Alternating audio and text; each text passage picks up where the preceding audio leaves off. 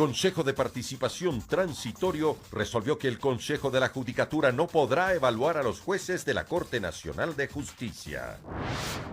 Judicatura investigará a los jueces y fiscales que manejaron los casos judiciales de la revuelta policial del 30S. 4 organismos de control firmaron un convenio de lucha contra la corrupción para investigar denuncias sobre diezmos en la Asamblea. Venezolano recorrió 120 kilómetros en silla de ruedas para huir de su país hacia Colombia ante la falta de medicina. En lo internacional, ELN liberó a menor de 16 años que había sido secuestrada en Colombia. Además, Congreso peruano debate reformas contra la corrupción propuestas por el presidente Martín Vizcarra. En los deportes, Cristiano Ronaldo lloró tras ser expulsado en su primer partido con la Juventus en la Champions.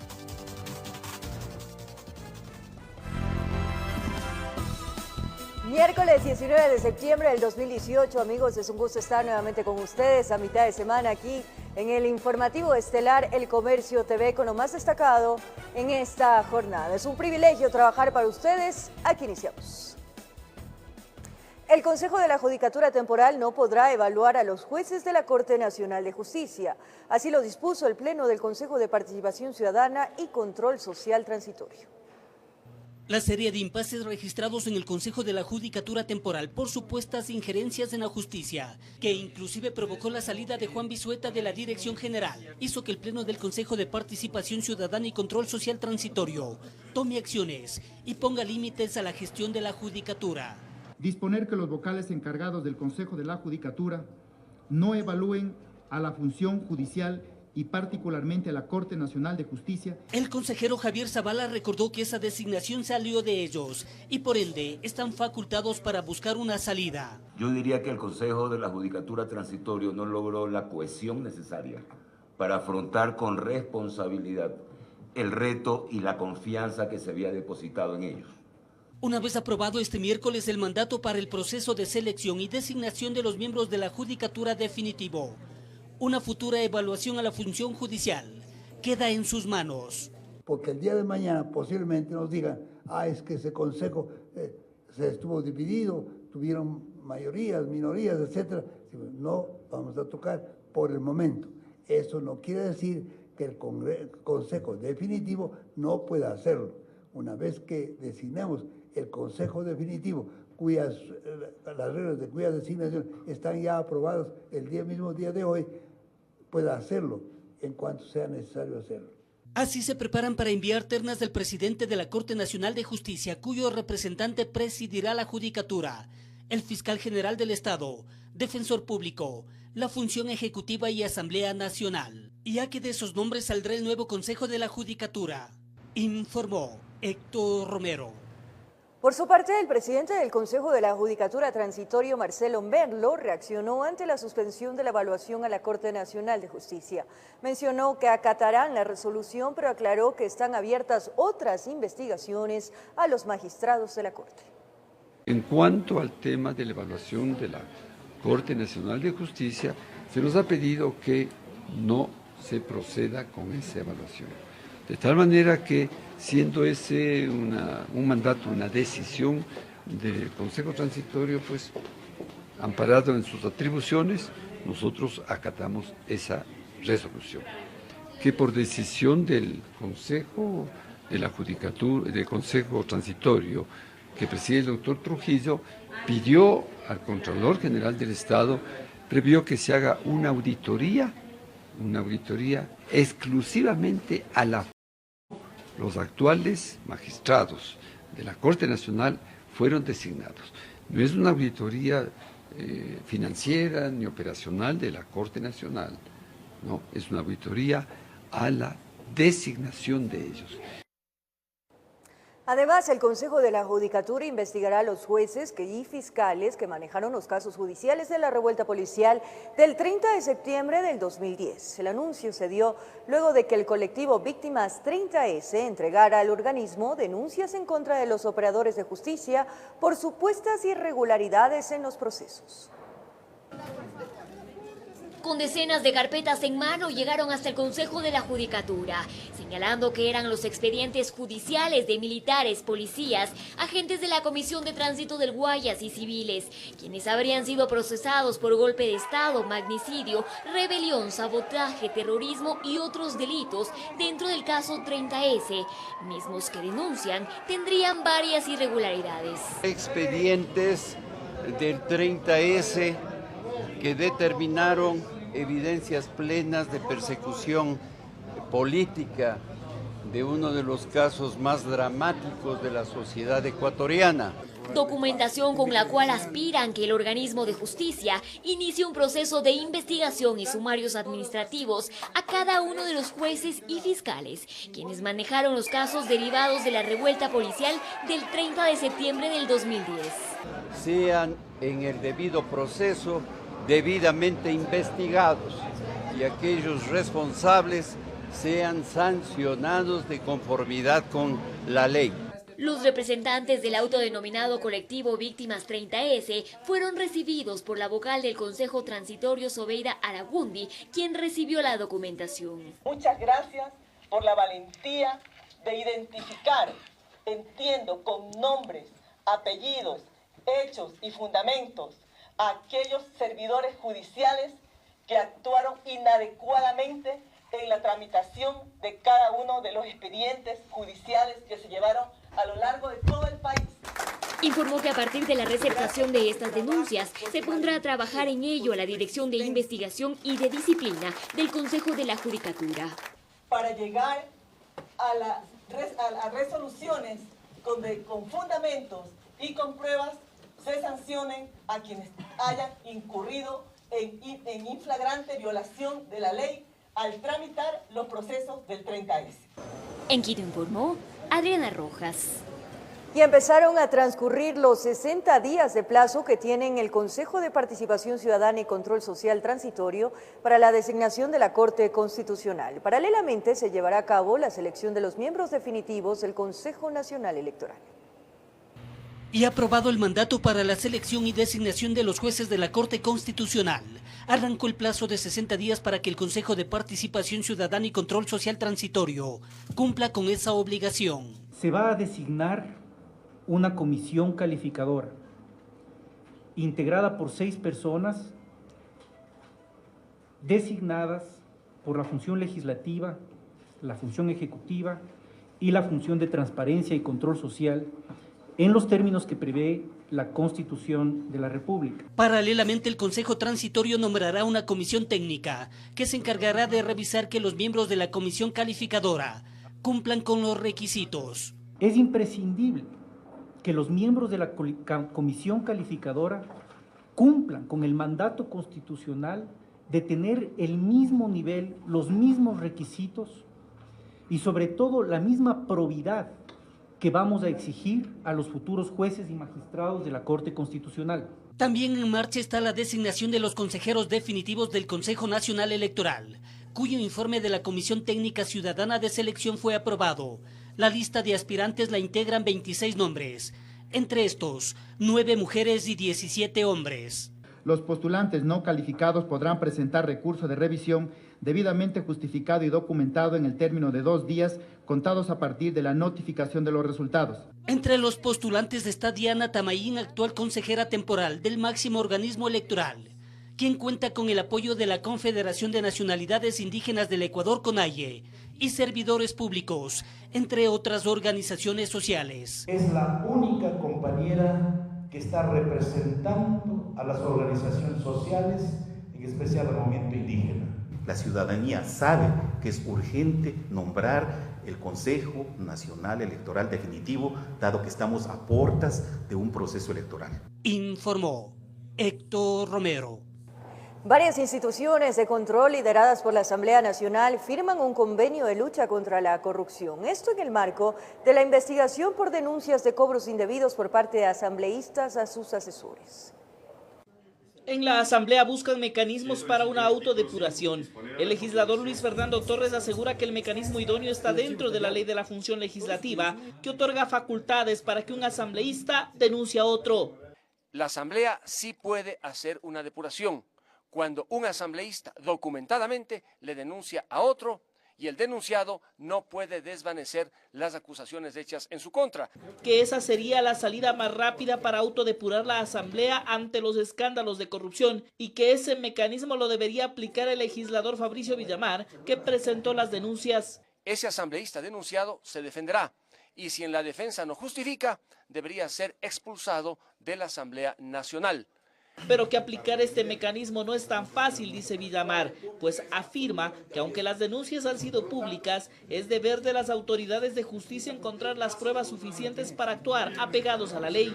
Lo que pasa es que jurídicamente lo que nosotros tenemos son testimonios e indicios. Si es que tuviéramos pruebas, otro gallo nos cantara. Lo que estamos haciendo es precisamente que la Fiscalía sea la que construya las pruebas, que la Unidad de Análisis Financiero sea la que construya las pruebas. Y como ustedes saben, les he dicho varias veces, no les estamos diciendo que sean tontos, son corruptos. Mientras tanto, y para combatir estos hechos de corrupción, la presidenta de la Asamblea firmó un convenio con el Contralor, la Unidad de Análisis Financiero y la Fiscalía para combatir las prácticas corruptas. Por el momento se anuncia que la Fiscalía investiga al menos 4 denuncias presentadas oficialmente. Esa información hoy la Fiscalía la está ya procesando, todas las diligencias se están practicando, se están receptando versiones, entre otras diligencias investigativas. Desde la Asamblea también se busca una reforma legal a su normativa interna para facilitar la autodepuración. Por eso el CAL entregó algunas propuestas a esta reforma. Y que nos permita reforzar los mecanismos tanto de selección, de mejoramiento de perfiles, mecanismos de control para los equipos de colaboradores en la Asamblea Nacional, pero también establecer con claridad mecanismos sancionatorios que permitan a la Asamblea asumir decisiones en los ámbitos también administrativos. Y aunque los periodistas buscamos mayores detalles de esa propuesta, la presidenta de la legislatura evitó dar declaraciones y abandonó el salón. La escolta legislativa recibió la orden de impedir que los medios salgan de la sala y puedan hacer preguntas. Informó Javier Gallo. Preocupación entre los legisladores miembros de la Comisión de Fiscalización ante los múltiples juicios políticos que deberá evacuar esta comisión parlamentaria. Se asegura que muchos de los procesos son extemporáneos, lo que provoca que la acción de fiscalización sea tardía. La Comisión de Fiscalización deberá evacuar al menos 4 procesos de juicio político hasta finales de año. Dentro de la comisión existe molestia, pues se afirma que el CAL demoró demasiado tiempo en dar paso a estos procesos. Es lamentable que la Asamblea Nacional, como siempre, llegue tarde a todo lo que significa el cumplimiento de la atribución de fiscalizar. Que existe una especie de complicidad, afirman los legisladores, pues algunos de los procesos han tomado cerca de un año en ser admitidos a trámite. Estos 2 juicios que ahora mismo se están procesando en la comisión fueron presentados hace 7 meses atrás. Tiempo en el que la acción de la Asamblea era oportuna, tiempo en el que la acción de la Asamblea era necesaria, era urgente, pero no se puede tratar con un afán tan deportivo, un asunto tan delicado como este. Y lo que es peor, que los funcionarios a quienes se les sigue el proceso de enjuiciamiento ya no están en funciones, haciendo que toda la investigación caiga en saco roto, pues no se pueden aplicar las sanciones previstas en la ley. Ahora mismo con estos 2 juicios políticos, cuando los funcionarios que están siendo observados ya han salido de sus funciones, le queda el elemento de la censura a la Asamblea, que es un elemento que no tiene una trascendencia mayoritaria, que es un elemento simbólico. Se ha constituido ya en una costumbre dejar que los ministros abandonen sus cargos y luego procesarlos políticamente, ya en una situación de un sinsentido. Los legisladores consultados afirman que estas acciones merman la credibilidad de la Asamblea y ponen en entredicho su capacidad de fiscalización. Informó Javier Gallo. En otro ámbito de la información, por 3 días se expondrá en una feria la producción florícola del Ecuador para países interesados en comprarla. Se tiene previsto que alrededor de 1.600 personas visiten el Centro de Convenciones Bicentenario para conocer la oferta de flores en el país. Flores amarillas, rojas, rosadas, incluso negras, de todos los colores, se exponen en la primera edición de la Expo Flor 2018 en el Centro de Exposiciones Bicentenario.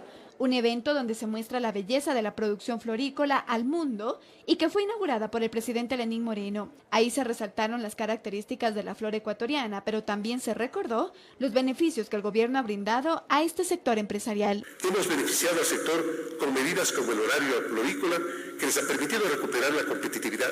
Además, cuentan con la eliminación del impuesto a la renta para que ustedes puedan tener más liquidez. También son favorecidos por el acuerdo de libre comercio, el EFTA, y por los convenios con la Unión Europea.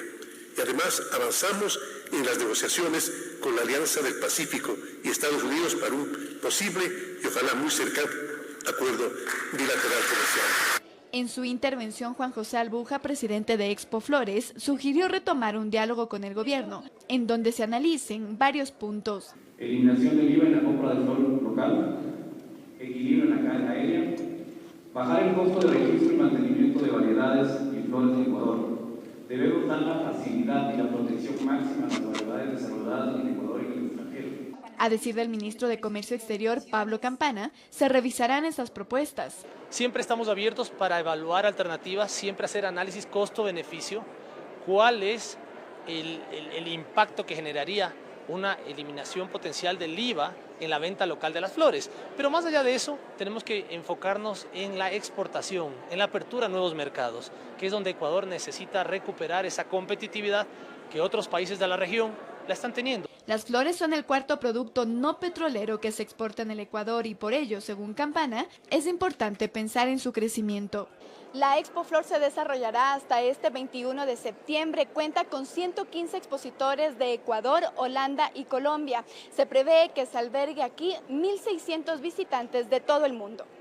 En Quito informó Andrea Orbe. Ex empleados de la empresa Acciona, misma que ejecuta la obra del Metro de Quito, aducen que sus derechos laborales fueron vulnerados. Según la representación legal de estos trabajadores, Acciona les habría despedido de manera intempestiva. Organizarse, luchar y vencer.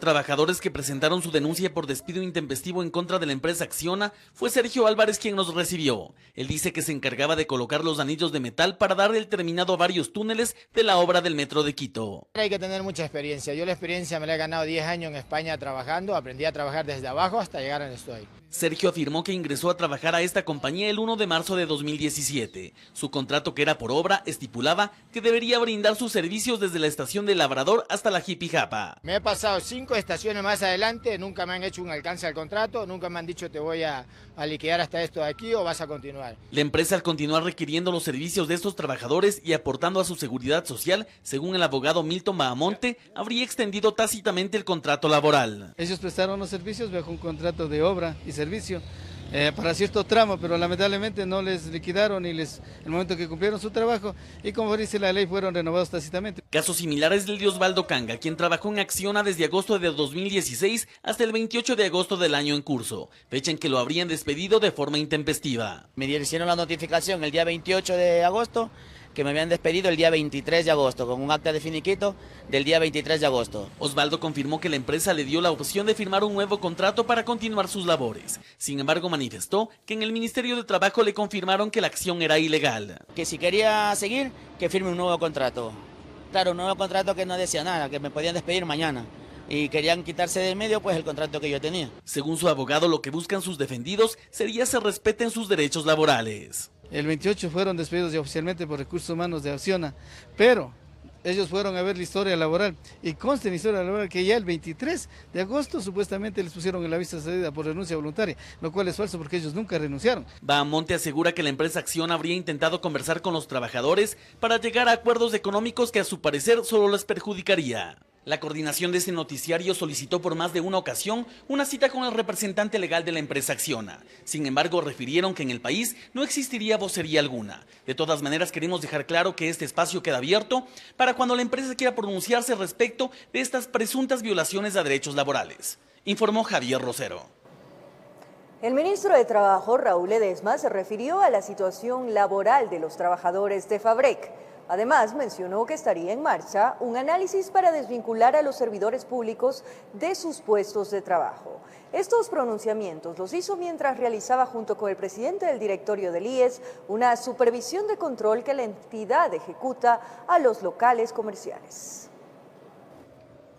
En lo que va del año, más de 33.000 inspecciones a locales comerciales ha realizado el Ministerio de Trabajo. Según el titular de esta cartera de Estado, existiría un 16% de lugares que han incumplido con sus trabajadores. En Ecuador no hay esclavitud laboral, hay algunas irregularidades sí, pero estoy seguro que todos los ecuatorianos tienen la mejor de la voluntad para proteger a sus trabajadores. Al fin del día, todos somos trabajadores. Sobre este tema manifestó que los controles se los hace de manera permanente, con el fin de que los derechos de los trabajadores, sean estos nacionales o extranjeros, se respeten. En los locales que encontramos que falta regularizar, así sea un trabajador, nosotros regresamos dentro del plazo establecido para ver que justamente eso se haya regularizado en debida forma. Además, se refirió al incumplimiento en los sueldos de los trabajadores de Fabrec. Ledesma señaló que a pesar que esta empresa pública se encuentra en proceso de liquidación, se garantizará los pagos pendientes a todos sus empleados. La responsabilidad del pago de Fabrec es de sus funcionarios.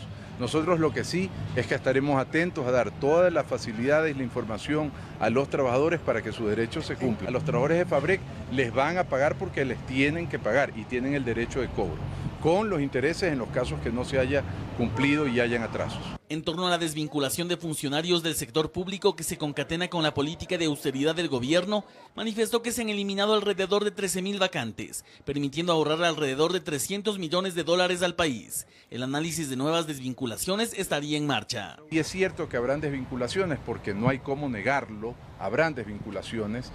Esperamos que esa reinserción laboral al sector privado se dé desde la óptica de programas como, por ejemplo, Empleo Joven, que va dirigido a beneficiar a 60.000 jóvenes. En este programa, a ejecutarse a inicios del mes de octubre, estarían más de 60 empresas registradas. Esto más la puesta en marcha de la Ley de Fomento Productivo, así como el acceso a créditos, espera Ledesma tenga una suerte de reinserción natural del sector laboral privado productivo, quien a su criterio es el que debe generar 9 de cada 10 empleos.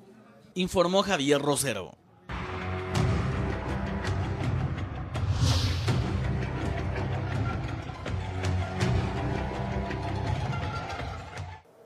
Así es, luego de varios meses del primer atentado en la provincia de Esmeraldas, un equipo de Televicentro realizó un recorrido por las zonas consideradas peligrosas por estar cerca a la frontera con Colombia.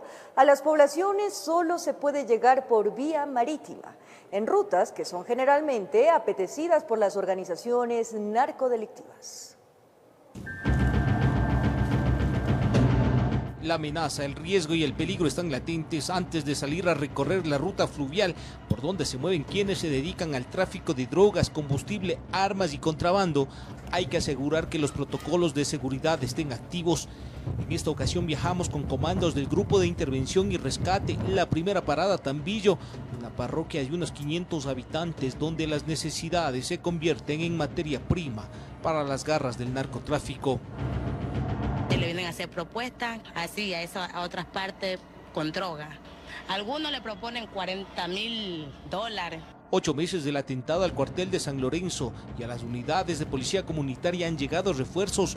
Uniformados de grupos tácticos apoyan en el tema de la seguridad. Este es uno de los brazos de mar por donde pueden circular también cualquier sustancia ilícita, ilegal. El recorrido continúa. La próxima parada, la isla de Limones, cabecera cantonal de Eloy Alfaro, y donde nació alias Guacho. Por acá su nombre para nadie le suena extraño. Su gente evita hablar de las actividades ilegales. Pero nuestra gente se dedica a la pesca, el 80% de la población de Limones. Son pocos los que se atreven a pronunciar su nombre, aunque no les es ajeno que la isla es utilizada como punto de abastecimiento de algunos integrantes de los grupos narcodelictivos que operan en el vecino país. Porque este es un sector lógicamente estratégico para cualquier tipo de acción de carácter de la organización delictiva. Prácticamente nos encontramos en el cordón fronterizo entre Ecuador y Colombia. A nuestras espaldas, Candelilla, acá está el río Mataje. Esta sería una de las rutas que utilizan los grupos narcodelictivos para transportar su producto, que ahora está siendo controlado por la Fuerza Pública Ecuatoriana. En nuestro paso a Palma Real encontramos la base flotante de la Marina. Está a pocos kilómetros del límite internacional. Su apoyo es clave en el control de las embarcaciones que bajan desde Tumaco, muchas de ellas cargadas de droga. Cuando se requiere se realizan los operativos pertinentes para poder controlar los diferentes ilícitos. Por acá la población sabe de los movimientos. Muchos dicen que prefieren estar lejos de las actividades, pero en un espacio reducido con calles estrechas y sin salida. de Todos se enteran. Esta es la ruta que Guacho tiene implantado toda su maderería. En nuestra segunda entrega les contaremos la situación en Mataje, quiénes pueden ingresar y qué ha pasado con el cuartel policial luego del atentado del 27 de enero. Desde la frontera norte, con imágenes de Henry Peñaranda, informó Iván Casamen. Militares colombianos continúan en las labores de búsqueda de Guacho, líder de una de las disidencias de las FARC, hombre herido por el ejército y que mantiene vínculos con el cartel mexicano de Sinaloa.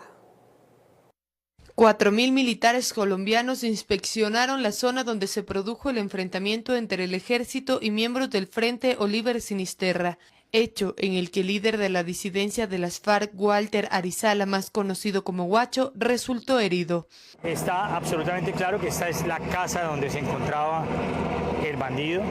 Aquí estaba con su estructura de seguridad, muy lejos de su área de influencia en la frontera con Ecuador. Las autoridades informaron que perdieron la pista de Guacho, quien fue lesionado el sábado y se dio a la fuga. Que no tenemos el objetivo principal bajo nuestro control.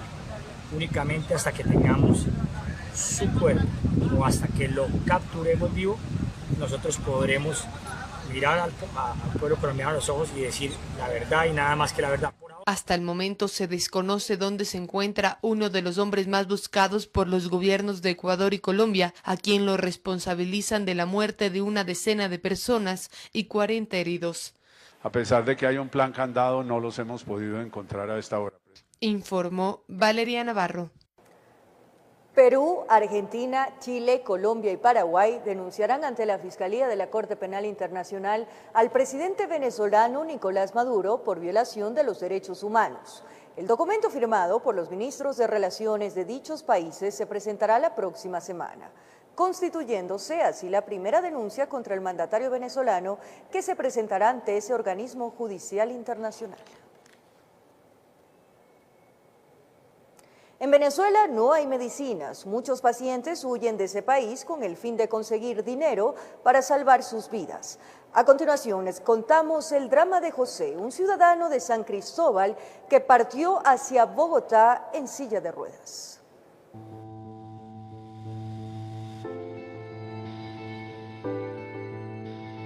José López no puede caminar. La movilidad de sus piernas la perdió hace 13 años en un accidente de tránsito. En su país, Venezuela, no hay medicinas, por lo que no encontró otra salida que migrar hacia Colombia. Vine a Colombia más que todo buscando mis medicamentos y buscando la silla de ruedas y buscando cualquier monedita para allá, para la casa, para hacer mercado. Eso es lo único que le pido a mi Dios. Para José, el camino es más largo. No avanza tan rápido como los que van a pie. Su travesía la realiza junto a su hijo Jefferson Alexis, de 25 años, quien lo ayuda a transportarse en su silla de ruedas. Hay que hacer un buen sacrificio para tener un buen porvenir en la vida. Junto a mi padre luchando, allá vamos, chicos. Atravesando toda Colombia si es preciso. En la intemperie, José debe curar una herida que se le presentó en su cuerpo tras estar mucho tiempo en reposo. Ante la falta de elementos médicos, él usa fundas plásticas para cubrir su lesión. Sueño con que Venezuela salga adelante, hermano. Porque hay pobreza y hambre. Según la agencia internacional de noticias AFP que cubrió este drama humano, José afortunadamente llegó a su destino en una ambulancia que le recogió en medio de la carretera. Informó Valeria Navarro. En este mismo tema, instituciones nacionales de derechos humanos realizaron una declaración sobre la protección de los derechos de la población venezolana en Latinoamérica. En la misma, recomiendan respetar las acciones, promover y proteger los derechos humanos de las personas venezolanas en movilidad humana. La declaración firmada por los defensores del pueblo de Colombia, Bolivia, Perú, Ecuador, así como por el presidente de la Comisión de Derechos Humanos de México y Procurador Federal de los Derechos Ciudadanos de Brasil, contó con 10 recomendaciones para la protección de derechos de venezolanos en movilidad humana. La primera recomendación, respetar las acciones que las instituciones nacionales de derechos humanos, en el marco de sus competencias, adopten para promover y proteger los derechos de las personas venezolanas en movilidad humana en cada uno de los estados y acoger las recomendaciones que sean formuladas para garantizar el respeto de estos derechos y evitar su vulneración. Además, se recomendó a los estados ajustar su diseño e implementación de normativa interna y política migratoria a los compromisos adquiridos en convenios y tratados ratificados en materia de movilidad humana, asilo, refugio, así como estándares internacionales de protección de derechos humanos. Rechazar cualquier expresión de violencia, reafirmar el principio de no intervención armada y promover el diálogo entre los países para que en el marco del respeto a la democracia y los derechos humanos busquen soluciones pacíficas y estructurales que contribuyan a reducir los factores que causan la migración forzada en la región y en particular desde Venezuela. Estos puntos, que forman parte de esta decena de recomendaciones, confirmaron, serán enviados a cada una de las naciones junto con un documento técnico que permita orientar el trabajo estatal en materia de migración, informó Javier Rosero. Ahora les contamos que hasta la morgue de Machala llegaron los familiares de las víctimas de fatal accidente ocurrido en Balsas para poder retirar los cadáveres y darles cristiana sepultura. Entre los fallecidos, 2 serían de nacionalidad colombiana. Mi hija vino acostada aquí en mis piernas y pasa que solamente un señor gritó, maneje despacio, y ahí comenzó el carro ya a dar vueltas. Y ya, no sé, gracias a Dios me salvé, me he quedado en medio barranco. Ese es el testimonio de uno de los sobrevivientes del fatal accidente ocurrido en el cantón Balsas, en la provincia del Oro, mismo que dejó 12 personas fallecidas, entre ellas la hija de Aníbal Cabacho. Pasa que perdí a mi hija, está aquí en la morgue, voy a ver si le ayudan a sacar a Quito. Según la gobernadora de El Oro, Rosa López, de las 12 personas fallecidas, 11 ya habrían sido identificadas, ya que al tratarse de varios cuerpos, las autoridades de la provincia habrían solicitado ayuda a Medicina Forense de Quito. Entre las personas fallecidas encontramos de 2 personas de nacionalidad extranjera, son colombianos, y estamos solicitando al Ministerio de Relaciones Exteriores activar el sistema para poder ubicar a los familiares. Tras el accidente, las investigaciones para determinar las causas del hecho habrían iniciado. Ya conjuntamente con la Fiscalía se está haciendo cargo del escenario para poder hacer las investigaciones que nos den el origen de este lamentable accidente, que puede ser situaciones de carácter de fallas técnicas o fallas humanas. Y ya que, a decir de la gobernadora, en la provincia se trabajaría bajo todos los parámetros establecidos en el Pacto de la Seguridad Vial. Nosotros hemos sido una provincia que dentro del Pacto de Seguridad Vial hemos tenido 0 accidentes en nuestro eje vial estatal. Bajo un amplio movimiento en la morgue de Machala, los familiares de los fallecidos esperaban retirar los cuerpos de sus seres queridos para darles cristiana sepultura. Informó Patricia Aldaz. Pasen sus tumbas, ahora es momento de una pausa comercial, pero al regresar mucha atención, amigos televidentes, porque les contamos que la defensa de Eliana, joven que fue agredida por su expareja, anunció que presentará ante la Corte Provincial de Pichincha la apelación a la sentencia en contra de su agresor. Los detalles en breves minutos.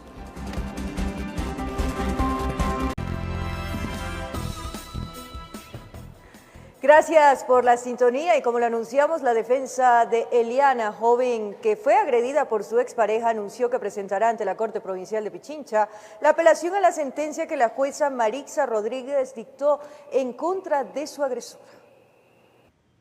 A Eliana la conocimos la anterior semana. Las secuelas por los golpes que le propinó su expareja, según dijo, tardarán años en desaparecer. No me parece que en la audiencia que tuvimos hoy le dieron 2 meses de prisión, cuando a mí mis heridas van a tardar en curar mínimo en 2 o 3 años, porque son muy fuertes y aparte psicológicamente me siento totalmente afectada. Y es contra esta sentencia del pasado 14 de septiembre donde la jueza Marixa Rodríguez dictó prisión de 2 meses por agresiones en contra del victimario, a la que la defensa de Eliana quiere apelar. Es por eso que vamos a acudir con la apelación a la Corte Provincial de Justicia de Pichincha para que sean ellos los que revisen este fallo, maldado, antojadizo, mal hecho. Con esta acción legal se buscaría la nulidad de esta sentencia, para que posteriormente se investigue al acusado bajo el tipo penal del artículo 141 del Código Orgánico Integral Penal, que sería femicidio en el grado de tentativa. La situación de Priscila Eliana Barrero Manosalvas era extremadamente delicada. Ella estuvo a punto de que se acabe con su vida. Entonces no son simples lesiones. La defensa de Eliana espera que por escrito llegue la sentencia hacia su despacho. Posteriormente el plazo para apelar este fallo es de 3 días. Informó Javier Rosero. En Ecuador, cada 50 horas muere una mujer por situaciones relacionadas con la violencia de género. Esto según datos del Consejo de la Judicatura. Un grupo de profesionales en salud mental plantean erradicar la problemática desde varias aristas. Una de ellas es el tratamiento psicológico a los agresores. Yo sentí que algo me punzó en el pecho y yo grité, llamé a mi mamá y le digo, ¡mamá! No solo grité. Me dio contra la taza del baño de una forma brutal que me empecé a desangrar la nariz, la cabeza y no, de una forma tan brutal que mientras me ahorcaba se reía y me escupía. Es Gisela, es Erika, voces que evidencian una realidad, la cual lleva a especialistas de diversas ramas a reunirse y debatir qué hacer para disminuir los índices de violencia contra la mujer. En Ecuador, 6 de cada 10 mujeres han pasado por esta situación. Más del 87% recibió golpes por parte de su pareja. Por ello, un grupo de expertos plantea tratar la problemática desde el lado psicológico del agresor, con un programa que intente modificar y mejorar sus actitudes. Que las estadísticas nos demuestran que las leyes no son suficientes, que es necesaria la rehabilitación. El tema es controversial. Muchos dicen que incluso la rehabilitación los perfecciona, ¿verdad? Porque estas experiencias ya se han dado en otros países. El modelo se basa en las experiencias de un profesional español, quien llegará al país para ahondar en la intervención. Es que según datos del Consejo de la Judicatura, cada 50 horas muere una mujer por situaciones relacionadas con la violencia. Sirva no solamente para el llamado de atención al Estado, sino para que se pueda replicar a través de otras instituciones privadas y, por qué no, a través del propio Ministerio de Salud Pública y se tome conciencia de la rehabilitación y del papel fundamental que tiene dentro de una erradicación de la violencia intrafamiliar. El grado de afectación del problema involucra a los familiares. Tiene vergüenza, temor, porque no quiere que nadie se entere, pero estas cosas obviamente hay que sacarla a la luz porque esta gente no puede vivir en las calles, esta gente así. Hoy por mi hermana, mañana por ser otra persona. En Argentina se aplicó una terapia similar entre 2010 y 2015. Las cifras de efectividad concluyen que de los 678 sujetos registrados, 46 reincidieron en el maltrato. Tanto en la función judicial, en la judicatura, como en los espacios de fiscalía, veamos esta necesidad y trabajemos en pos no solamente de reparar a la víctima, sino también trabajar con el agresor. Informó Adriana Peralta. En Chimborazo, la policía logró desarticular una banda que causaba zozobra entre los ciudadanos. Los presuntos antisociales cuentan con un largo historial delictivo.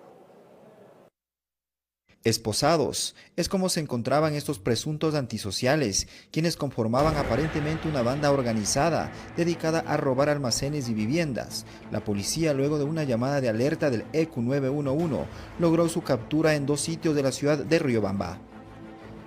En primera instancia logramos la ubicación de los 2 ciudadanos a la altura de la estación. Posterior, con medios tecnológicos, realizamos la ubicación del vehículo y posterior ingresamos al domicilio donde se encontraban todos Los detenidos fueron encontrados en delito flagrante con estos neumáticos, operaban en este vehículo e incluso portaban estas herramientas para forzar las seguridades. Los delincuentes intentan darse a la fuga, se dan en flagrancia todavía, se detiene a 5 ciudadanos. 4 de los 5 tienen antecedentes penales, uno de ellos ha entrado y salido de la cárcel por más de 34 veces. Detenciones, hay un ciudadano que tiene hasta 34 detenciones, quiere decir que es una persona que está todo el tiempo cometiendo estos ilícitos. Es una banda en vista de que son 5 personas los detenidos. Esperan que el juez pueda dictaminar orden de prisión preventiva para los reincidentes, ya que sin duda, con las evidencias y las denuncias, la autoridad, a decir de los uniformados, luego del debido proceso pueda por fin mandarlos tras las rejas. Con imágenes de Jorge Garcés en Chimborazo, informó Darwin Altamirano. Recorremos el país. En Orellana, 2 niños de una misma familia fueron secuestrados. Tras un intenso operativo, la policía ubicó a los hermanos y obligó a los plagiadores a abandonarlos. Los pequeños fueron rescatados a salvo. Avanzaba la mañana de información preliminar. Los hermanos de 10 y 12 años iban en compañía de su padre al colegio, cuando de pronto un vehículo tipo furgoneta les habría interceptado, obligándoles a subirse al carro de los presuntos secuestradores. La niña y su hermano fueron llevados con rumbo desconocido. La policía fue notificada del hecho e inmediatamente pusieron en marcha un operativo de rastreo. Se encuentra el vehículo en donde posiblemente fugaron los delincuentes o se llevaron a los niños. El vehículo en el que andaban los presuntos secuestradores fue abandonado. Cuando la policía llegó al sitio no encontró a los menores. Aparentemente fue una táctica de los plagiadores para evitar ser identificados y complicar las tareas investigativas y de seguimiento. Que esto podía entorpecer o interrumpir o descarrilar la información, porque toda información que nosotros tengamos tenemos que confirmarla. El operativo para ubicar y rescatar a los hermanos fue por tierra y aire. 2 sospechosos de haber participado o al menos de tener información de lo que pasó fueron detenidos. Luego de más de 8 horas de intenso trabajo policial, los menores fueron ubicados en el sector de Guayusa, abandonados en medio de la selva. Los presuntos plagiadores, al verse en peligro, prefirieron abandonarlos y huir.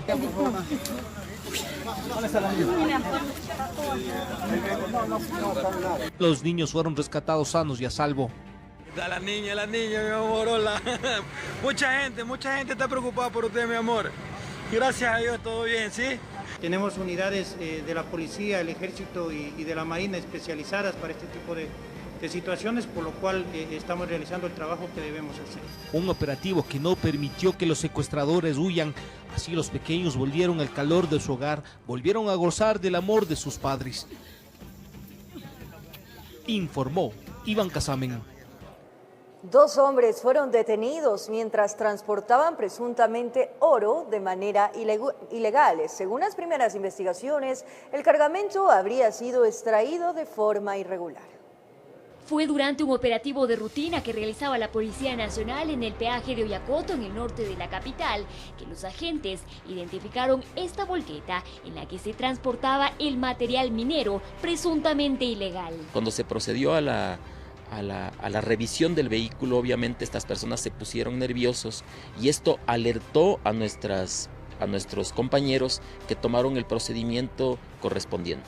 Tras una breve inspección, los uniformados hallaron este material de características rocosas con pequeñas partículas de color dorado. A simple vista parece que es oro. Los 2 hombres que venían a bordo del pesado automotor fueron detenidos, pues no contaban con los respectivos permisos para transportar material minero. Esta gente estaba transportando este material sin ninguna guía. Eso nos permite a nosotros adelantarnos a pensar que posiblemente se estaba tratando de un delito. Y es que las autoridades presumen que el cargamento sería producto de la minería ilegal. Justamente está en ese proceso investigativo. Nosotros estamos esperando que venga también gente de ARCOM para determinar fehacientemente de qué clase de mineral es el que se trata. La volqueta en la que se encontró el mineral contaba con varios logos de instituciones públicas y privadas, mismas que serán investigadas. Para determinar si esta volqueta ha trabajado en algún momento para alguna de estas organizaciones o instituciones estatales o privadas. Mientras dure el proceso de investigación, ambos individuos permanecerán detenidos. En Quito informó Adriana Rojas. Un cachorro se une a la familia de la Agencia Metropolitana de Tránsito. Se trata de un cachorro de 3 meses que fue rescatado del abandono y que ahora se entrenará para ayudar en la educación vial. Con una emotiva ceremonia se dio la bienvenida a quien se une a la Agencia Metropolitana de Tránsito. Pero no se trata de alguien común. Se trata de Chowi, un cachorrito de 3 meses que fue rescatado y hoy se une a la labor de los agentes. Chowi es una mascota rescatada del PAE, se va a capacitar en esta noble institución En un periodo hasta que cumpla 4 meses, se va a capacitar 2 veces a la semana, martes y jueves, en un intervalo de 1 hora y media. A partir de los 4 meses va a venir 3 días a la semana.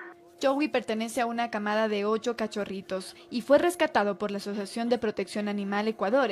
Fue desde ahí mismo que agentes de tránsito decidieron sacarlo para unirlo a su familia. Es un agrado tener esta apertura por parte de la Policía Metropolitana, en donde Joey va a recibir capacitación básica sobre el tema de adiestramiento canino, y esto va a servir para transmitir mensajes de educación y cultura vial a las diferentes instituciones educativas donde vamos a asistir. Así también se hizo con Junior. Este can que fue dejado casi sin vida en la Simón Bolívar y luego rescatado por la Agencia de Control Metropolitano. Fue un can que lastimosamente sufrió un atropello, le dejaron prácticamente muerto en la vía y hubo una mano generosa de un agente del cuerpo de control que le puso mucho cariño y toda la institución en sí le recuperó, y hoy es parte no solamente de la canoterapia, sino también es parte de los equipos que hacen obviamente las presentaciones en los diferentes lugares, no solamente en Quito, sino inclusive ya a nivel nacional. Joey deberá entrenar en la Agencia Metropolitana de Control por un largo tiempo. El entrenamiento básico consiste en preparar al perro para que camine junto a su guía, conozca comandos básicos como por ejemplo el sentarse, el acostarse, el dar la patita, el saludar. La idea es que se unan las campañas de educación vial que brindan los agentes de tránsito. En Quito informó Andrea Orbe. Con eso nos vamos a una nueva pausa, amigos. Con esto nos despedimos. Gracias por su compañía, cariño, pero sobre todo sintonía. Un abrazo grande.